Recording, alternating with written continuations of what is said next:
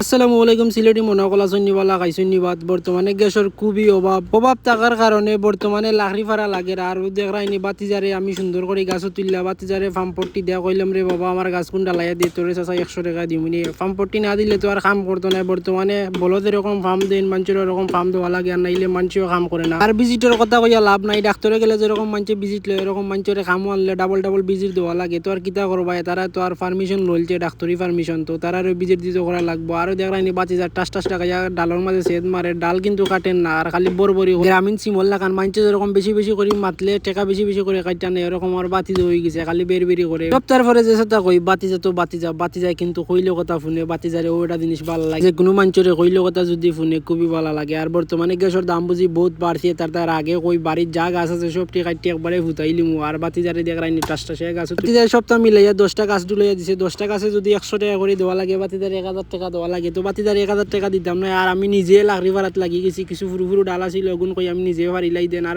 ইটা যেটা ডাল ইটা যদি নগদ না কাটো বাদে এমন শক্ত হয়, যাওয়ার লাগান শক্ত হয়ে যায়, এরকম পাথর শক্ত এরকম শক্ত হইয়া বই থাকে বাদে আর কাটা যায় না। এইদিনকে আমি ওইলা গাছ কাটছিলাম, গাছ কাটার বাদে নগদ কাটছি না করি যে এটা কষ্ট হয়েছে আমি বুঝছি। একটা সাথে 32টা আড্ডি লড়ছে, তো আর কিতা করবা, বেটিন তো আর বুঝুই না। বেটিন তো কইন খাই তৈলে লাকড়ি বুঝি তারারে ফাইদা দেওয়া লাগে, তো দুঃখর বিষয়ে কাড়ে কইতাম।